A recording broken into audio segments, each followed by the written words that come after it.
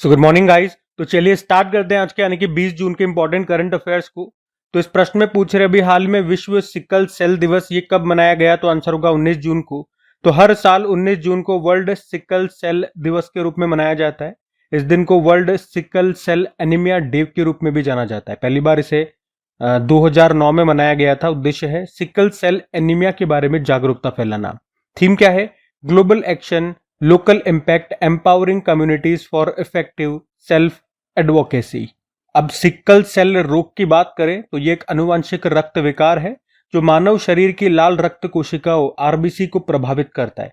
आमतौर पर क्या होता है, एक स्वस्थ मनुष्य की जो आरबीसी होती है वो गोल आकार की होती है जो ऑक्सीजन को लेकर के पूरे शरीर में घूमती है। पर सिकल सेल एनीमिया रोग के केस में क्या होता है, ये आरबीसी का जो आकार है वो हंसे आकार हो जाता है। इससे शरीर में ऑक्सीजन का प्रवाह कम हो जाता है। अच्छा, अगर पूछे एक स्वस्थ शरीर में आरबीसी का कार्यकाल कब तक या कितने दिनों का होता है, तो 20 दिनों का। पर सिकल सेल लाल रक्त कोशिकाओं का जो कार्यकाल है मात्र 10 से 20 दिन का होता है। इसका कोई इलाज नहीं है। हाँ, पर एक उपचार जरूर होता है, अस्थि मज्जा प्रत्यारोपण, बोन मैरो ट्रांसप्लांटेशन, पर वो बहुत जटिल होता है, कॉम्प्लिकेटेड होता है। एक पॉइंट और याद रखना कि भारत का लक्ष्य क्या है सिकल सेल रोग को खत्म करने का, 2047। और आपको अगर याद हो तो मोदी जी ने, प्रधानमंत्री नरेंद्र मोदी ने 1 जुलाई 2023 को मध्य प्रदेश के शहडोल में राष्ट्रीय सिकल सेल एनीमिया उन्मूलन मिशन शुरू किया था। ठीक है, तो याद रखना विश्व सिकल सेल दिवस कब मनाया जाता है, 19 जून को। अब दिवस वाला प्रश्न है और आप देख रहे होंगे जब भी डे वाला प्रश्न आता है उस महीने के सारे इंपॉर्टेंट डेज में आपको रिवाइज करवाता हूं, और अभी लगातार 2-3 दिन से तो रिवाइज करवा ही रहा हूं। तो आज मैं आपको रिवाइज नहीं करवाऊंगा। आज आप खुद से कोशिश करो कि जो भी जून के इंपॉर्टेंट डेज है उनको कमेंट बॉक्स में टाइप करो और देखो कि आपको कितने डेज याद है। ठीक है, आज हम अगले प्रश्न की ओर बढ़ते हैं। फिर अगले में पूछ रहे हैं अभी हाल ही में वर्ल्ड पैरा एथलेटिक्स चैंपियनशिप 2025 के लिए किसे ब्रांड एम्बेसडर बनाया गया, तो आंसर होगा कंगना रनौत को। तो अभी कंगना रनौत को 2025 वर्ल्ड पैरा एथलेटिक्स चैंपियनशिप का ब्रांड एम्बेसडर बनाया गया है। अच्छा, वर्ल्ड पैरा एथलेटिक्स चैंपियनशिप 2025 इस बार ये इसका 12वां एडिशन होगा। 27 सितंबर को शुरू होगा जो 5 अक्टूबर तक चलेगा। कहां पर? जवाहरलाल नेहरू स्टेडियम नई दिल्ली में। इसका जो लास्ट एडिशन 11वां एडिशन हुआ था 2024 में हुआ था, वो जापान में हुआ था और उसमें टॉप पे चाइना रहा था, भारत 6ठे स्थान पे रहा था। ये हर 2 साल में होता है। पहला एडिशन इसका 1994 में बर्लिन जर्मनी में हुआ था। अब जो होगा 12वां होगा और उसके लिए ब्रांड एम्बेसडर बनाया गया है कंगना रनौत को। कुछ इंपॉर्टेंट ब्रांड एम्बेसडर से संबंधित और भी प्रश्न है वो मैं आपको रिवाइज करवाता हूँ। जैसे कि देखो, अभी टाटा मोटर के ब्रांड एम्बेसडर बने थे Vicky Kaushal, Larsen and Toubro finance limited के जसप्रीत बुमराह, अमेरिकी फुटवेयर कंपनी स्केचर उसके बने थे Jasprit Bumrah, foreign exchange business company Thomas Cook उसके बने कार्तिक आर्यन, और फ्रेंच लग्जरी ब्रांड स्नेल उसकी बनी थी अनन्या पांडे, ट्रिम टेक्नोलॉजी है चाइना की कंपनी है उसकी बनी थी कीर्ति सेनन, यूरेका फॉर्ब्स की Shraddha Kapoor, Karnataka soap and detergent limited company की तमन्ना भाटिया, कर्नाटक वन विभाग के ब्रांड एम्बेसडर अनिल कुंबले बने, ऑडी इंडिया के नीरज चोपड़ा, डिटोल के महेंद्र सिंह धोनी, मालदीव की global tourism ambassador Katrina Kaif, मशहूर सनग्लास कंपनी है ओकले उसके बने थे शुभमन गिल, और एक और सनग्लासेस कंपनी है वॉग उसके शाहिद कपूर बने। इसके अलावा अभी फीबा महिला एशिया कप 2025 का ब्रांड एम्बेसडर बनाया गया था मियाओ लीची को। ये चीन की बास्केटबॉल प्लेयर है। और अभी जो फीबा वुमेन्स एशिया कप 2025 है ये कहाँ पे होगा? चीन के शेंजन शहर में होगा। और अभी ई स्पोर्ट्स वर्ल्ड कप 2025 के लिए वैश्विक राजदूत बनाया गया था क्रिस्टियानो रोनाल्डो को। और ये कहाँ पर होंगे? ई स्पोर्ट्स वर्ल्ड कप 2025 ये रियाद सऊदी अरब में होंगे। ठीक है, तो ये दोनों भी इंपॉर्टेंट रहेंगे, पॉइंट्स ध्यान में रखना। अगला प्रश्न देखते हैं। फिर अगले में पूछ रहे हैं अभी हाल ही में जारी ऊर्जा संक्रमण सूचकांक में भारत की रैंक क्या है, तो सही उत्तर होगा 71। तो इसे अंग्रेजी में बोलोगे एनर्जी ट्रांजिशन इंडेक्स 2025 किसने जारी किया? वर्ल्ड इकोनॉमिक फोरम ने। और इसमें भारत 71 नंबर पर है टोटल 118 देशों में से। इस बार भारत की रैंक गिर गई है, पिछले साल भारत इसमें 63 नंबर पे था। और इस बार टॉप पर कौन है? तो टॉप 3 में आपको बता दूं, पहले स्थान पे स्वीडन है, दूसरे पे फिनलैंड है और तीसरे पे डेनमार्क है। सबसे लास्ट 118वें स्थान पे कांगो देश है। तो ये जो इंडेक्स है ये क्या बताता है कि कोई भी देश अपने ऊर्जा परिवर्तन में कितना अच्छा प्रदर्शन कर रहा है, उसी के हिसाब से ये रैंकिंग जारी करता है वर्ल्ड इकोनॉमिक फोरम। इस रैंकिंग का, इस इंडेक्स का नाम है एनर्जी ट्रांजिशन इंडेक्स, ऊर्जा संक्रमण सूचकांक। ठीक है, तो कौन सा इंडेक्स है, कौन जारी करता है, क्या बताता है इंडेक्स, उसमें भारत की रैंक क्या है, टोटल कितने देशों में से टॉप 3 कंट्रीज कौन है, लास्ट पे कौन है, सब मैंने आपको बता दिया। अब इसके बाद हम क्या करेंगे, जो भी 2025 में अभी तक इंपॉर्टेंट इंडेक्सेस सूचकांक जारी हुए हैं वो सारे मैं आपको रिवाइज करवाता हूँ। तो देखो फिर, अभी कॉफी उत्पादन के मामले में भारत विश्व में 7वें स्थान पर रहा, टॉपर ब्राजील है, भारत में टॉप पे कर्नाटक है।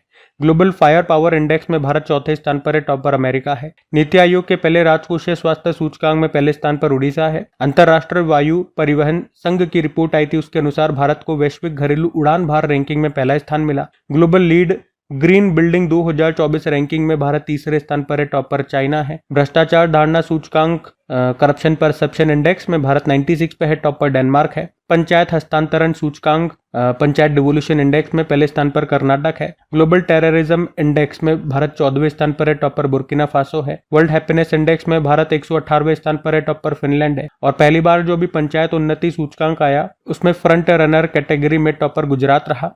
उसके अलावा अभी 7वां वर्ल्ड एयर क्वालिटी रिपोर्ट 24 आया, उसमें टॉप पर चाड है, 5वें स्थान पर भारत है। और सिप्री की रिपोर्ट आई थी, उसके अनुसार 2020 से 2024 तक विश्व में सबसे बड़ा हथियार आयातक देश बताया यूक्रेन को, दूसरे स्थान पर भारत है।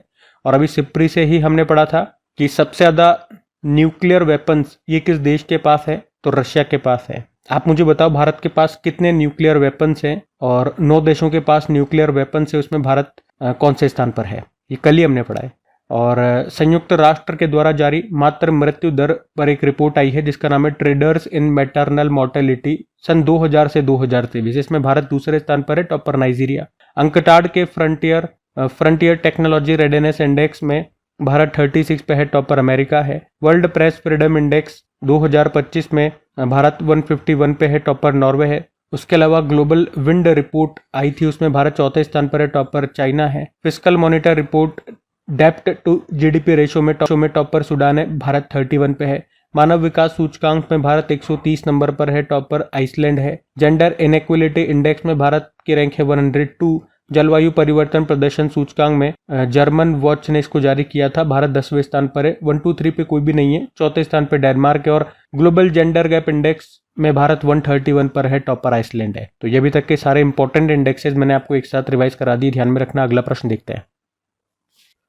फिर अगले में पूछ रहे हैं, हाल ही में सरकार ने ईरान से भारतीयों को निकालने के लिए भी कौन सा ऑपरेशन शुरू किया, तो आंसर होगा ऑपरेशन सिंधु। तो अभी भारत सरकार ने इजराइल ईरान युद्ध के कारण ईरान में फंसे भारतीय नागरिकों को निकालने के लिए भी ऑपरेशन सिंधु शुरू किया है। यह ऑपरेशन ईरान और आर्मेनिया सरकार के सहयोग से शुरू किया गया है। ये प्रश्न आ सकता है कि इस ऑपरेशन में भारत की मदद कौन सा देश कर रहा है, तो ईरान का ही एक पड़ोसी देश है आर्मेनिया, वो इसमें हमारा मदद कर रहा है।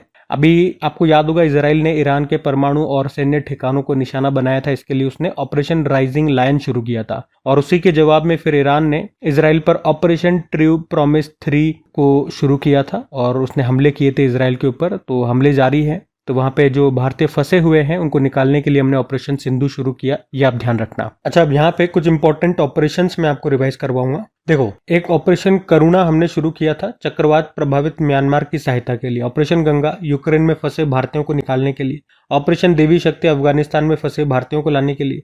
ऑपरेशन दोस्त तुर्की और सीरिया में जो भूकंप आया था तो मदद के लिए चलाया। ऑपरेशन कावेरी युद्धग्रस्त सूडान से अपने नागरिकों को निकालने के लिए चलाया। ऑपरेशन मेघदूत 1984 में सियाचिन में विजय पाने के लिए चलाया। Operation all out Jammu Kashmir में आतंकवादियों को मारने के लिए। ऑपरेशन पोलो हैदराबाद को भारत में मिलाने के लिए 1948 में। और ऑपरेशन राहत यमन युद्ध में भारतीयों और दूसरे देशों के नागरिकों को यमन से बचाने और वापस लाने के लिए। ऑपरेशन अजय इजराइल से अपने नागरिकों को वापस लाने के लिए। अल अक्सा फ्लड हमास ने इजराइल पर हमला किया था, उसको नाम दिया था ये अल अक्सा फ्लड। और फिर जवाब में इजराइल ने जो हमला किया था उसको नाम दिया था आयरन ऑफ स्वॉर्ड। ये इजराइल और हमास का युद्ध था। अभी जो चल रहा है इजराइल और ईरान का युद्ध चल रहा है, तो दोनों ने जो ऑपरेशन चलाए थे वो मैंने आपको बता ही दिया। इजराइल ने जो ईरान के ऊपर ऑपरेशन चलाया उसका नाम दिया ऑपरेशन राइजिंग लायन। और फिर जवाब में ईरान ने जो चलाया उसका नाम है ऑपरेशन ट्रू प्रॉमिस 3। ठीक है, वो भी याद रखना। ऑपरेशन चक्र 2 सीबीआई ने चलाया था। ऑपरेशन अमृत केरल ने चलाया था एंटीबायोटिक के अत्यधिक उपयोग को रोकने के लिए। ऑपरेशन आहत, ऑपरेशन उपलब्ध और ऑपरेशन ये दोनों ऑपरेशन आरपीएफ ने चलाया था। और ऑपरेशन सर्द हवा और गर्म हवा ये बीएसएफ चलाता है। ठीक है, तो ये कुछ ऑपरेशन है, इनको ध्यान में रखना है। इसके अलावा कुछ और भी ऑपरेशन हैं, वो मैंने लास्ट टाइम आपको रिवाइज करवाए थे। ठीक है, ये पुरानी शीट मैंने आज आपको रिवाइज कराई है, इसको बहुत दिन हो गए थे रिवाइज कराए, तो ये मैंने आज आपको रिवाइज करवा दी है। ठीक है, ध्यान में रखना। अगला प्रश्न देखते हैं।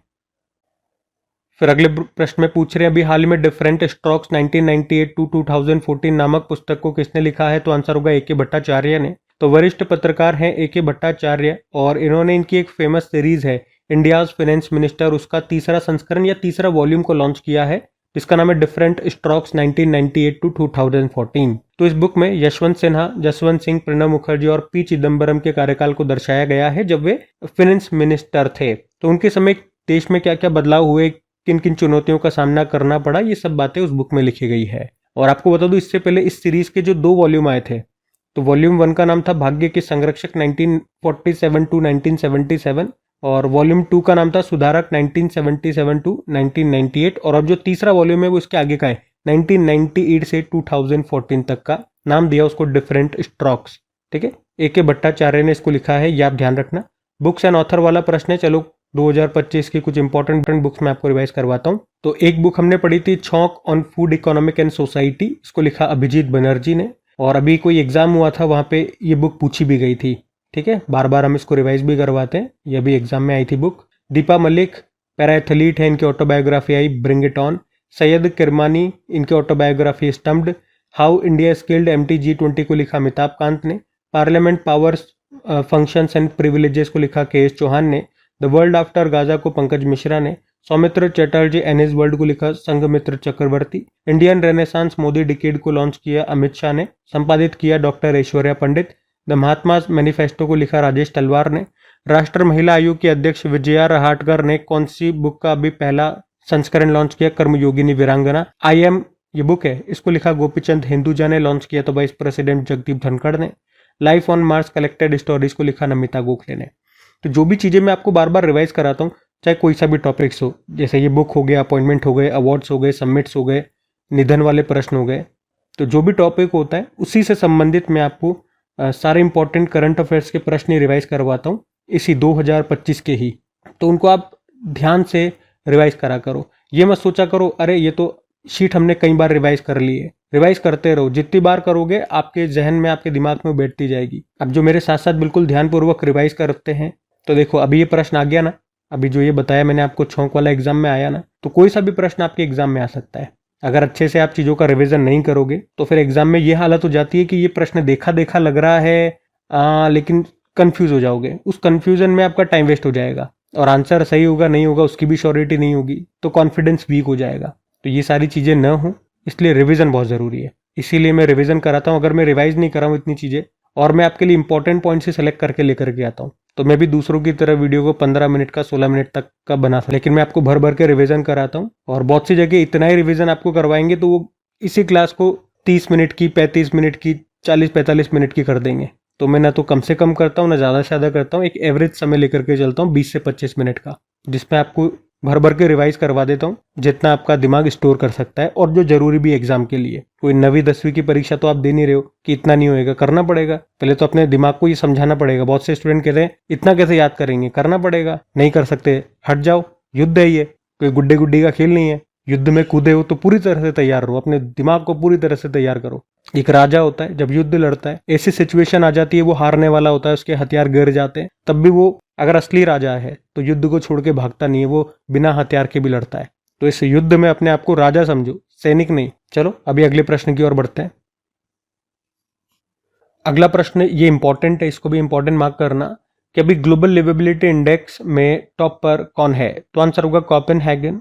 ग्लोबल लिवेबिलिटी इंडेक्स 2025 की हम बात कर रहे हैं, इसको जारी किया इकोनॉमिस्ट इंटेलिजेंस यूनिट ने, और इस इंडेक्स में बताया जाता है कि रहने के लिए सबसे अच्छा शहर कौन सा है। वहाँ पे जो एजुकेशन है, हेल्थ केयर सिस्टम है, जो इंफ्रास्ट्रक्चर है, उसी के आधार पर यह रैंकिंग दी जाती है। तो रहने के लिए सबसे अच्छा शहर बताया गया है कोपेनहेगन को, जो कि डेनमार्क का है, डेनमार्क की कैपिटल। दूसरे स्थान पे वियना जो ऑस्ट्रिया का है, और तीसरे पे ज्यूरिक जो स्विट्जरलैंड का है। तो टॉप 3 तो ये हो गए। सबसे लास्ट पे, या आप कह सकते हो सबसे कम रहने योग्य अच्छा शहर, मतलब बिल्कुल भी अच्छा शहर नहीं है रहने योग्य, ये उसी हिसाब से सबसे लास्ट रैंकिंग इसको दी है, 173 नंबर पे रखा सीरिया की कैपिटल दमिश्क को। सबसे खराब शहर आप कह सकते हो। रहने योग्य।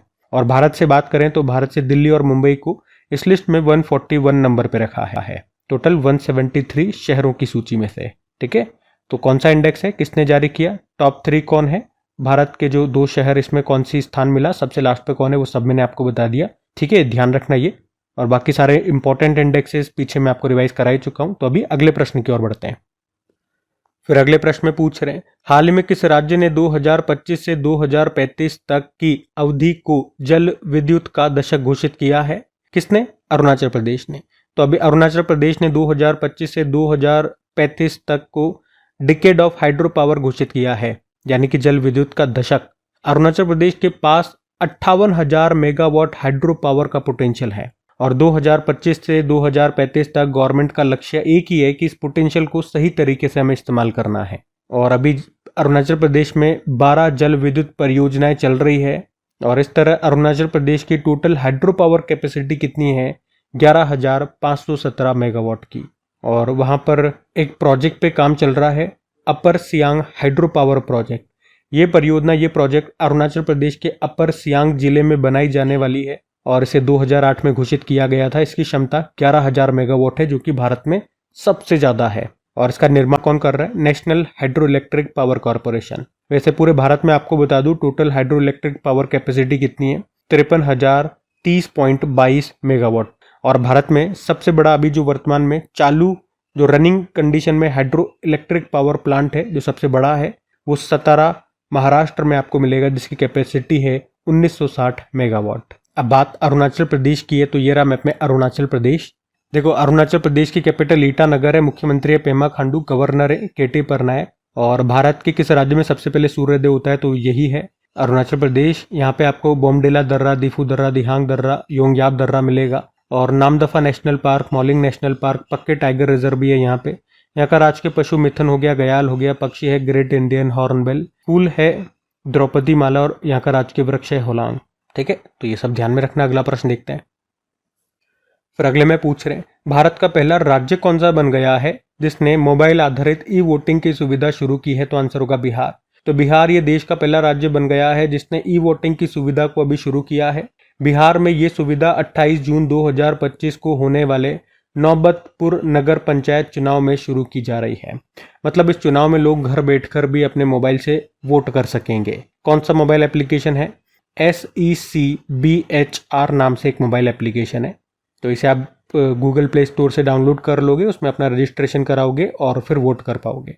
इसे सीडेक ने बनाया है। सीडेक मतलब centre for development of advanced computing, जिसका मुख्यालय पुणे महाराष्ट्र में है। तो सिंपल सा याद रखना, भारत का कौन सा राज्य ऐसा पहला राज्य बन गया है जिसने मोबाइल आधारित ई वोटिंग की सुविधा शुरू की? तो आंसर होगा बिहार। अब बात बिहार की है, तो ये रहा मैप में बिहार। देखो, बिहार की कैपिटल पटना होती है, मुख्यमंत्री नीतीश कुमार, गवर्नर है आरिफ मोहम्मद खान। बिहार दिवस तभी होता है जब वर्ल्ड वाटर डे होता है, यानी कि 22 मार्च को। वाल्मीकि नेशनल पार्क है यहाँ पे, राजगीर वाइल्ड लाइफ सेंचुरी है, कैमूर वाइल्ड लाइफ सेंचुरी है, जो जल्द ही एक टाइगर रिजर्व भी बन जाएगा। और इथेनॉल नीति को अपनाने वाला पहला राज्य बिहार ही है। भारत का पहला डॉल्फिन रिसर्च सेंटर खुला था पटना बिहार में। ग्रामीण क्रिकेट लीग शुरू करने वाला पहला राज्य है बिहार। केंद्रीय वित्त मंत्री निर्मला सीतारमण जी ने मखाना बोर्ड कहां पर शुरू करने की घोषणा की? बिहार। रक्षा मंत्रालय ने कहां पर शौर्य वेदनम उत्सव का आयोजन किया? बिहार के पूर्वी चंपारण जिले के मोतिहारी शहर में। सेपक टकरा विश्व कप 2025 हुआ था बिहार में और इसका मैस्कॉट भीम है, जो रिप्रेजेंट करता है बफेलो को। और भारत ने यहाँ पे जापान को हरा करके पहली बार गोल्ड मेडल जीता था। वैसे मेडल टैली में भारत चौथे स्थान पर रहा था, टॉप पे थाईलैंड था। 12वां men's Asia cup hockey tournament अभी भारत में होगा, राजगीर बिहार में। खेलो इंडिया यूथ गेम्स 2025 का भी 7वां संस्करण हुआ था बिहार में, जिसका मैस्कॉट गज सिम्हा है और उसमें टॉप पे महाराष्ट्र था। महिला संवाद अभियान यहाँ शुरू हुआ। पहली बार भारतीय वायुसेना की सूर्य किरण एरोबेटिक टीम ने एयर शो का आयोजन किया था पटना में। मोदी स्मृति चिन्ह संग्रहालय ये बनाया गया मोतिहारी बिहार में। विक्रम ब्लॉक कैनाल सौर ऊर्जा परियोजना का भी उद्घाटन यहाँ पे हुआ था पटना में। और बिहार के गया शहर का नाम बदलकर गयाजी कर दिया गया था। ठीक है, बिहार से ये सारे लेटेस्ट करंट अफेयर्स के प्रश्न मैंने आपको रिवाइज कराए, ध्यान में रखना। अगला प्रश्न देखते हैं। फिर देखो अगले में क्या पूछ रहे हैं। अगले में पूछ रहे हैं अभी हाल ही में MIT के पहले भारतीय मूल के प्रोवोस्ट कौन बने हैं? तो आंसर होगा अनंथा चंद्रकासन। तो अभी MIT ने चेन्नई में जन्मे भारतीय अमेरिकी शिक्षाविद प्रोफेसर अनंथा चंद्रकासन को अभी 1 जुलाई 2025 से अपना नया प्रोवोस्ट नियुक्त किया है। वे इस पद पर आने वाले पहले भारतीय मूल के व्यक्ति हैं, इसलिए प्रश्न इंपॉर्टेंट रहेगा। वे सिंथिया बर्नहार्ट की जगह लेंगे। अच्छा, प्रोवोस्ट आपको समझ में नहीं आ रहा होगा ये प्रोवोस्ट क्या शब्द है, तो आप इसे ऐसे समझो ये एक पद का नाम है और आप यूँ कह सकते हो ये एक वरिष्ठ प्रशासनिक अधिकारी का पद होता है जिसे सबसे ऊंचा पद माना जाता है और इसी पर अभी आने वाले ये पहले भारतीय मूल के व्यक्ति बन गए। अभी वो MIT के डीन के पद पर है। MIT फुल फॉर्म होता है मैसेच्यूसेट इंस्टीट्यूट ऑफ टेक्नोलॉजी, जो कि अमेरिका की एक यूनिवर्सिटी है, कैम्ब्रिज अमेरिका में आपको मिलेगा। स्थापना होती है 1861 में। आप कह सकते हो एक तरह का ये प्राइवेट रिसर्च यूनिवर्सिटी है। हमारे यहाँ पे जिस तरह से IIT होता है ना, तो इसे IIT से भी आप बड़ा मानो, क्योंकि जो भी रैंकिंग हम पढ़ते हैं यूनिवर्सिटीज़ के, आपने कई बार इसके बारे में पढ़ा होगा, ऑक्सफोर्ड यूनिवर्सिटी, MIT, तो ये काफ़ी वैल्यूएबल यूनिवर्सिटीज़ हैं। दुनिया में टॉप 10 के अंदर बनी रहती है। टॉप 10 छोड़ो, टॉप 5 में ये बने रहते हैं, कभी पहले स्थान पे, कभी दूसरे पे, तीसरे पे, ऐसे ही बने रहते हैं ये, ठीक है। तो अभी इसके प्रोवोस्ट के पद पर आने वाले पहले भारतीय मूल के व्यक्ति हैं, तो इंपॉर्टेंट नाम रहेगा। चलो, अपॉइंटमेंट वाला प्रश्न है, कुछ और इंपॉर्टेंट अपॉइंटमेंट्स मैं आपको रिवाइज करवा देता हूँ। जैसे कि अभी 23वें विधि आयोग के अध्यक्ष बने थे Dinesh Maheshwari. ICAR Indian council of agricultural research के महानिदेशक बने मांगीलाल जाट। राजस्व सचिव नियुक्त हुए Arvind Srivastava. Asian infrastructure investment bank के उपाध्यक्ष Ajay Bhushan Pandey. Government e market place के CEO अजय भादु। नए वित्त सचिव बने फाइनेंस सेक्रेटरी अजय सेठ। UPSC के नए अध्यक्ष डॉक्टर अजय कुमार। मतलब ये अजय से ही जो जितने भी नाम अपॉइंटमेंट हुए थे वो एक साथ मैंने यहाँ पे लिख दिए, तो याद रखने में आसानी रहेगी, कंफ्यूज नहीं होंगे। एयर इंडिया एक्सप्रेस के नए चेयरमैन बने थे निपुण अग्रवाल। विश्व बैडमिंटन महासंघ के अध्यक्ष बनी थी खुनयिंग पटामा, थाईलैंड से इस पद पर आने वाली दूसरी महिला। और राष्ट्रीय सुरक्षा सलाहकार बोर्ड के प्रमुख जोशी बने थे। ठीक है, 10 इंपॉर्टेंट अपॉइंटमेंट्स भी ध्यान में रखना।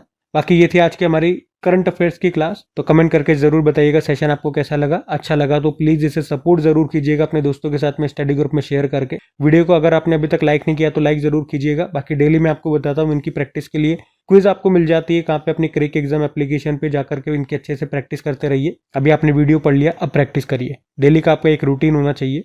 और बाकी PDF आपको मिल जाती है अपने टेलीग्राम चैनल पे। टेलीग्राम और एप्लीकेशन दोनों का लिंक नीचे डिस्क्रिप्शन बॉक्स में है। बाकी एप्लीकेशन को तो आप गूगल प्ले स्टोर से भी डायरेक्ट डाउनलोड कर सकते हो। बाकी चलो भी कल के करंट अफेयर्स का क्विक रिवीजन करवा देते हैं और सेशन एंड करते हैं।